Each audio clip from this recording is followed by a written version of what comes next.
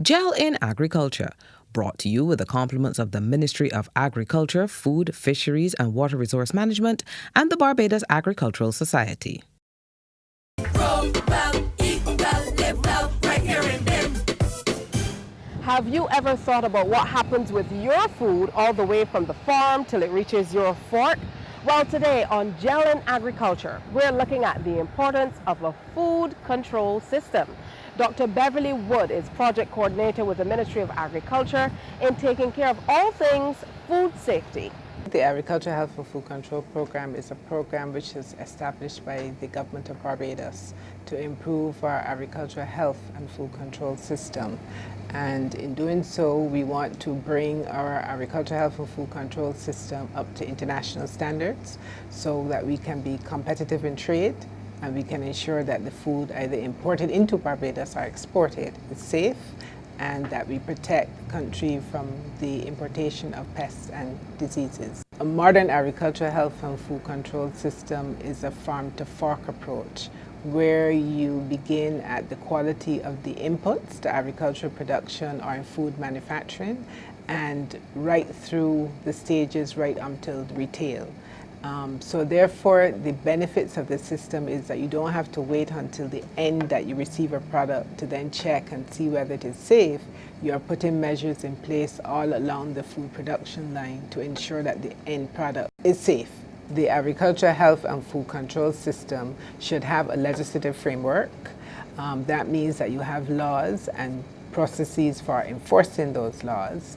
You should have monitoring and surveillance. Monitoring is that you want to monitor, let's say, for food contaminant. Surveillance, you may want to check for a particular animal or plant pests or animal disease. It should have laboratory services, and it should have some policies on respect to food safety, animal health, plant health. So in the program, what we first looked at was to look at the weaknesses or the gaps in the system that exists in Barbados. One of the things we recognize, and we always knew, that our legislation was dated. So therefore we have to improve our legislation. That started in 2007 with the new Plant Protections Act, but we do not have regulations to that act which would give teeth to the particular act itself. We have, with respect to food safety, we follow the requirements of the Health Services Act, but we do not really have a specific food safety act for Barbados. And with respect to animal health, we have a number of acts that exist.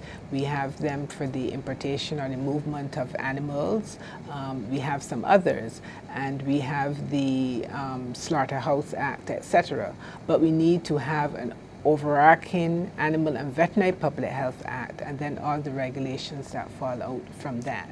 So the legislative framework, we would need to improve on that, and that is something that we hope that we can go into with our development partners, namely the Food and Agricultural Organization and AICA, who is implementing the sanitary and phytosanitary project for CARICOM member states.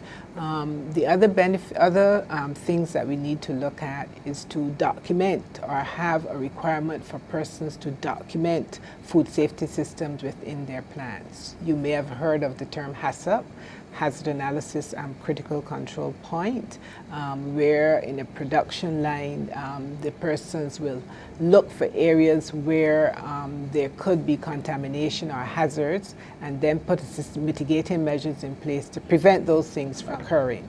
You may have heard of good agricultural practices, which is the farmer will look at the quality of the pesticide, the quality of the water, does it protect his beds from animals urinating on them, etc.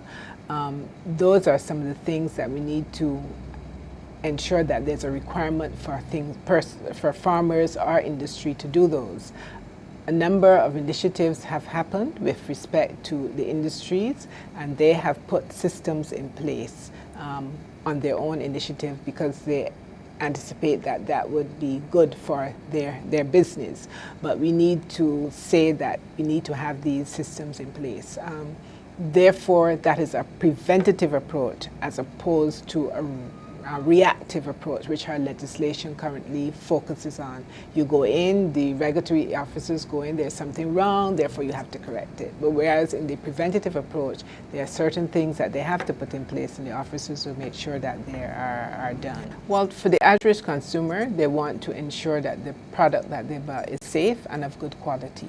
They too also have a responsibility in that when they purchase a product, like you go to the supermarket, you pick up your milk, your juices, your chilled products, they're on ice. You may see a friend in the supermarket, outside in the car park, you speak for hours, then you drive away, and then you don't get home to put it in your fridge within, let's say, 2 hours. I think consumers would then be guaranteed of a safe product.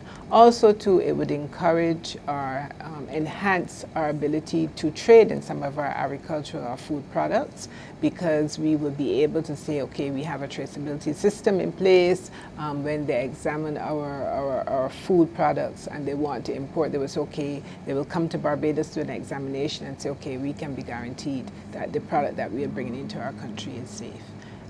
You may have heard of the U.S. Food Safety Modernization Act, FSMA, where they are making sure that persons who import food products into the U.S., it is their responsibility to ensure that they're bringing a safe product. And the similar thing with us here. Also to now consumer, we're talking about consuming public, but also we want to ensure for our farmers in this whole process that pest products do not come into the country, because there are certain things that we would ensure that must be done before the plant material comes into Barbados, and a similar thing with the animal material. These things, I said, are being done by the plant quarantine section, the veterinary services, the Ministry of Health, port health officers, but we want to ensure that they're documented, that anybody who examines our system would say yes, to plug all the gaps and to ensure that our products can compete successfully in the international market. Jalen Agriculture will be right back, and in the next segment we're going to be talking with two senior agricultural officers about the importance of going out and visiting those plant clinics that the Ministry of Agriculture has been putting on. Stay with us. Live well, right here in Bim. Grow well, eat well, live well, right here in Bim. Grow well, eat well, live well, right here in Bim. Grow well, eat well, live well, right here in Bim.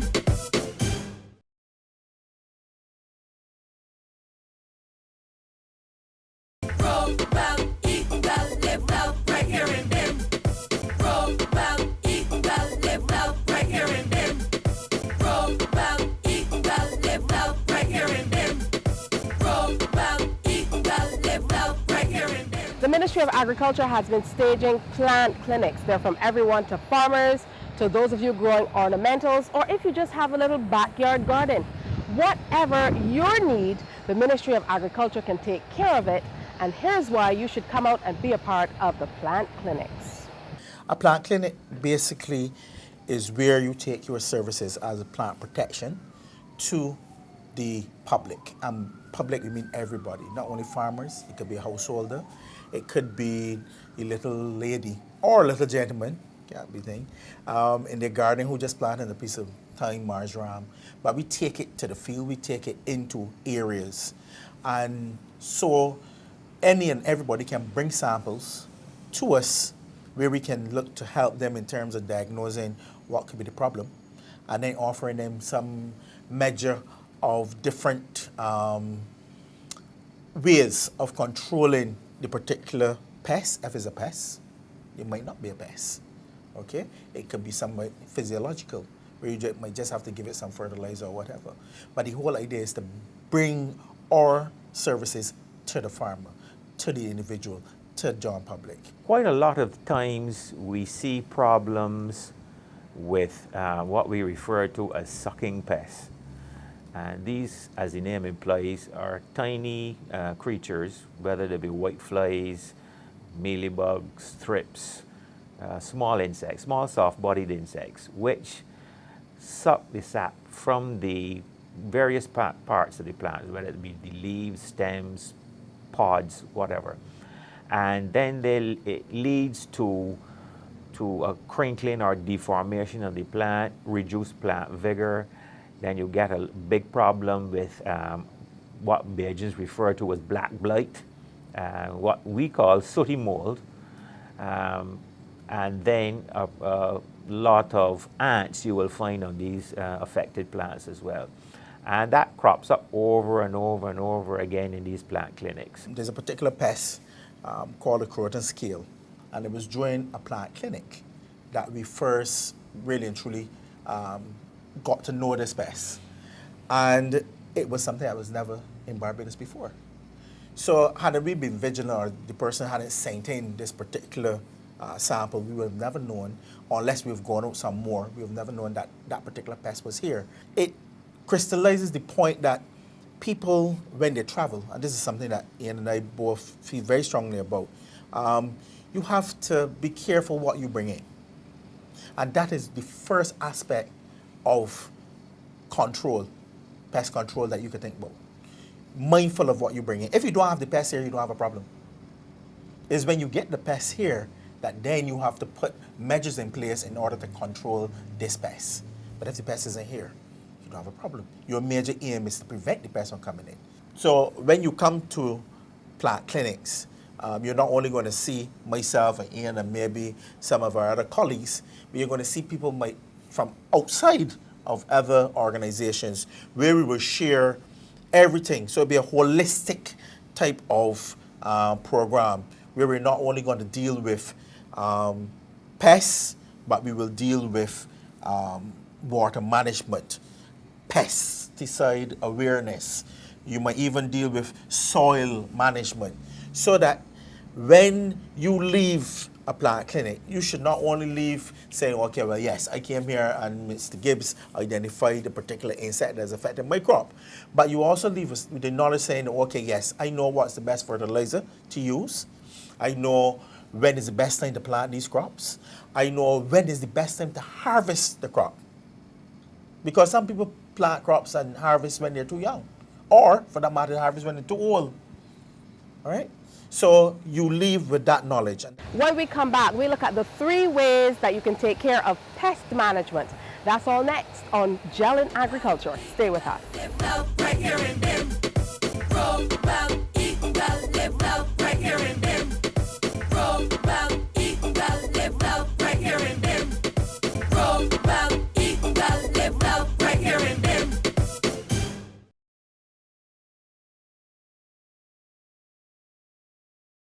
Grow well, eat well, live well, right here in Bim. Grow well, eat well, live well, right here in Bim.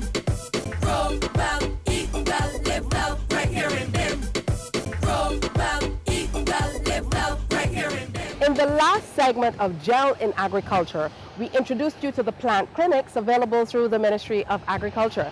This time, we're going to take in a little bit about pest management, how importing seeds and fruits and other plants into the island can cause problems for trees, even like this one, the basic fruit trees, golden apple trees and such like on the island. Broadly speaking, there are 3 aspects of pest management. There is the biological control aspect, in which you utilize the pest's own natural enemies.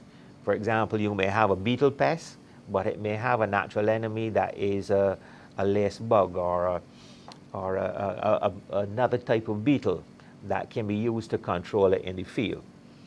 And this aspect of pest control is the most environmentally friendly, least impact on the environment. And it is rather amazing that our ministry here in Barbados has had almost 100 years history of dealing with biological control of insect pests in Barbados. The second aspect of pest management will deal with the chemical control, the use of pesticides. And these might be insecticides, fungicides, miticides, molluscicides. depending on what pest that you're trying to control. And the third aspect of pest control deals with what we refer to as integrated pest management, which is a package or a basket of control measures utilizing aspects of the biological control, aspects of the chemical control, plus other control measures like the use of resistant varieties, crop rotation, planting the crops or plants in certain environmental conditions or at certain times of the year when it is more favorable to grow that particular variety.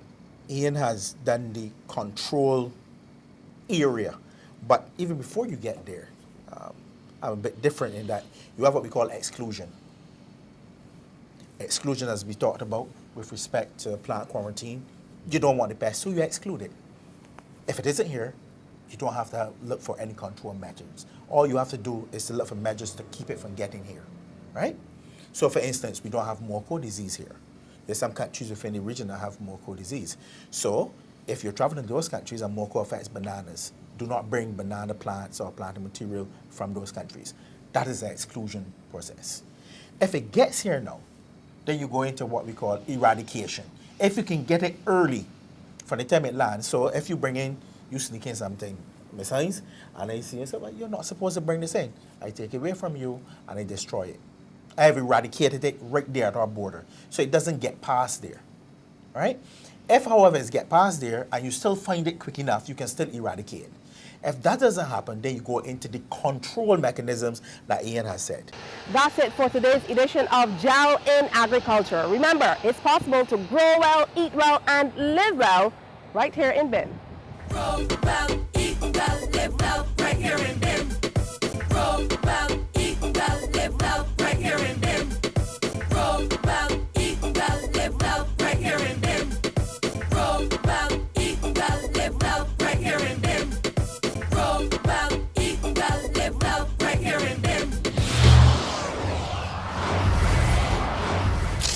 Gel in Agriculture, brought to you with the compliments of the Ministry of Agriculture, Food, Fisheries and Water Resource Management and the Barbados Agricultural Society.